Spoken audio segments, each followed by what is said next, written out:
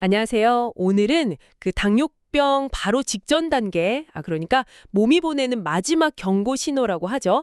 당뇨 전 단계에 대해 좀 깊이 파헤쳐 보려고 합니다. 자, 그럼 바로 시작해 볼까요? 네, 좋습니다. 우선 그 김 선생님 이야기부터 좀 해볼게요. 은퇴하시고 나서 스트레스 때문에 막 폭식하시고 활동량도 줄고 그러면서 1년 만에 체중이 8kg나 확 느셨대요. 아, 팔찌로요? 꽤 많이 드셨네요. 네, 옷도 안 맞고 식사하고 나서도 금방 배고프고 식은땀까지 나고 좀 이상 증상을 느끼셨다는데 여기서 진짜 좀 놀라운 반전이 있더라고요. 어떤 건가요? 공복 혈당을 재보니까 90으로 정상 범위에 가까웠다는 거예요. 겉으로 보기엔 뭐 큰 문제 없어 보였던 거죠. 아, 공복 혈당만으로는 놓치기 쉬운 부분이죠. 그런데 식후 인슐린 분비량을 검사했더니 이게 무려 12배 이상 막 폭증한 걸로 나온 거예요. 와, 진짜 공복 혈당만 믿고 있었으면 큰일 날 뻔했는데. 이렇게 식후 인슐린 수치가 확 치솟는 게 바로 당뇨 전 단계의 중요한 신호, 뭐 그런 건가요? 정확합니다. 바로 그 지점이 아까 말씀하신 것처럼 공복 혈당만으로는 파악하기 어려운 당뇨 전 단계의 어떤 함정 같은 거죠. 당뇨 전 단계는 말 그대로 정상도 아니고 그렇다고 당뇨병도 아닌 그 딱 중간 상태를 의미합니다. 중간 상태요? 네. 진단 기준을 좀 말씀드리면 공복 혈당이 100에서 125mg/dl 사이거나 식후 2시간 혈당이 140에서 199mg/dl 사이 또는 그 당화혈색소라고 최근 2에서 3개월 평균 혈당치, 뭐랄까 혈당 성적표 같은 건데요, 이게 5.7%에서 6.4% 사이일 경우 이 중에 하나라도 해당되면 당뇨 전 단계로 봅니다. 주의가 필요한 거죠. 그렇군요. 그 핵심 원인이 바로 인슐린 저항성이라는 건데요. 우리 몸의 인슐린이 제 기능을 잘 못해서 에너지원이 포도당이 세포 안으로 제대로 못 들어가고 혈액 속에 계속 남아도는 상태예요. 아, 세포가 포도당을 잘 못 받아들이는 거군요. 그렇죠. 그러면 우리 췌장은 어떻게든 혈당을 낮추려고 인슐린을 막 쥐어짜내서 과다하게 분비하게 되고 이게 바로 김 선생님처럼 식후 인슐린 수치가 폭증하는 현상으로 나타나는 겁니다. 아하. 그래서 당뇨 전 단계, 이거 진짜 가볍게 보시면 안 돼요. 5년 안에 당뇨병으로 진행될 확률이 거의 30%에 달하고요. 이미 2단계에서도 뭐 미세혈관 합병증이라든지 뇌졸중, 협심증 같은 심혈관 질환 위험이 높아집니다. 정말 몸이 보내는 마지막 경고 신호다, 이렇게 봐야 해요. 와, 듣고 보니까 정말 무서운데요. 근데 많은 분들이 좀 잘못 알고 계신 부분도 있을 것 같아요.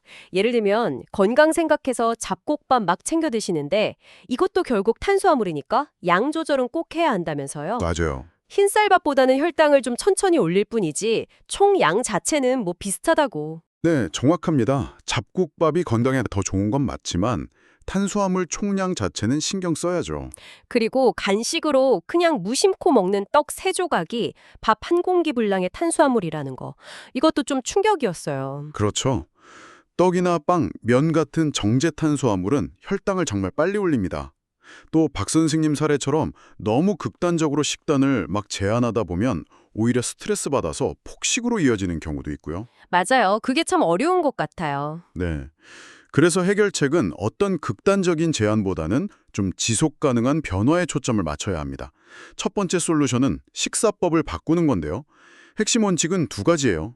첫째, 전체 식사량 중에 탄수화물 비중을 50% 이내로 조절하는 것. 50% 이내요? 네.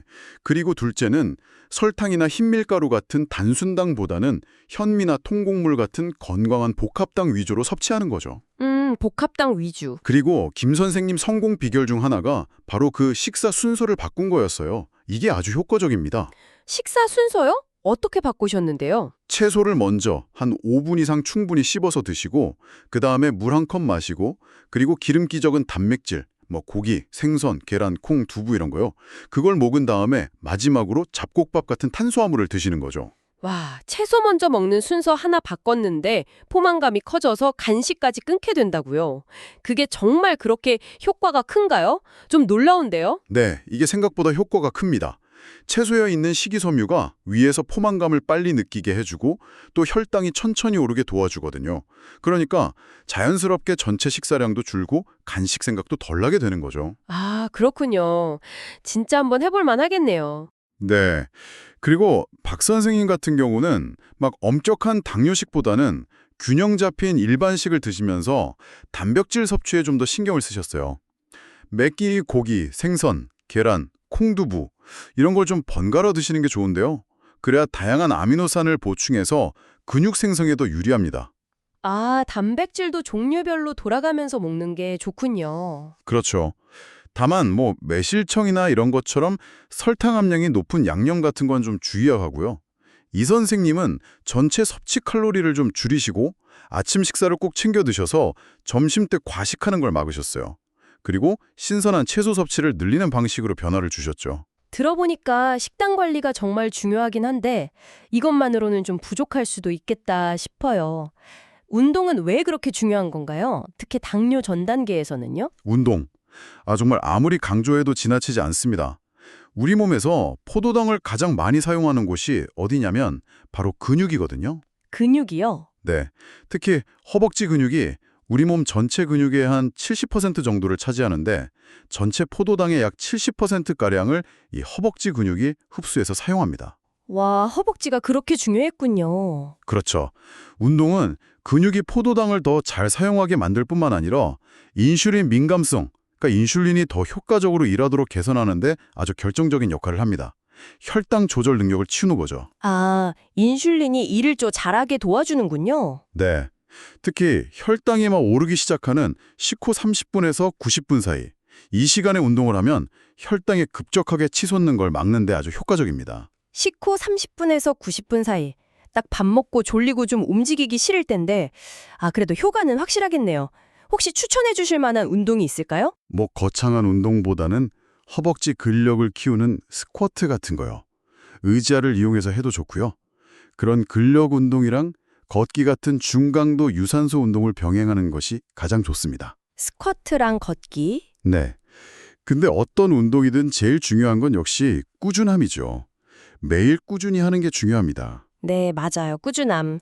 이렇게 식단 조절하고 운동하고 생활 습관을 바꾼 지 딱 14일 만에 정말 놀라운 변화들이 나타났더라고요. 네, 그렇죠. 김 선생님은 그 당화혈색소랑 식후 인슐린 수치가 다 감소했고 피로감도 훨씬 줄었다고 하셨고요.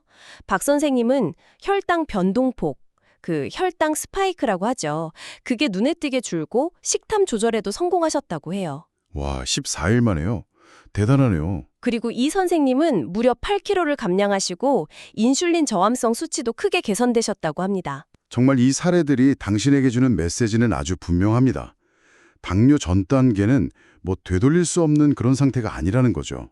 생활 습관 개선을 통해서 충분히 정상으로 돌아갈 수 있는, 어떻게 보면 마지막 기회라고 할 수 있는 시기입니다. 마지막 기회. 네. 그래서 약물 치료에 바로 의존하기보다는 생활 습관 교정이 우선이고요.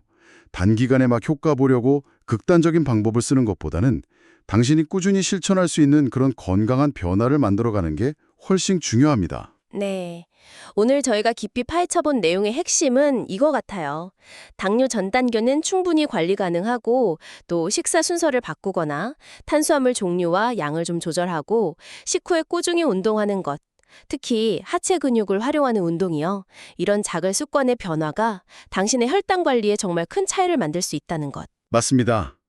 단순히 무엇을 먹느냐, 이걸 넘어서 어떻게, 그리고 언제 먹고 움직이는지에 대해서 한 번쯤 생각해 보시면 좋겠습니다.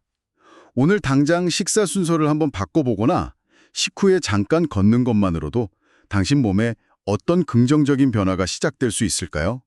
그런 작은 실천부터 시작해보는 건 어떨까 싶네요. 네, 오늘 저희 분석이 당신의 건강한 내일을 만드는데 조금이나마 도움이 되었기를 바랍니다. 더 좋은 정보로 다시 찾아뵙겠습니다. 네, 감사합니다.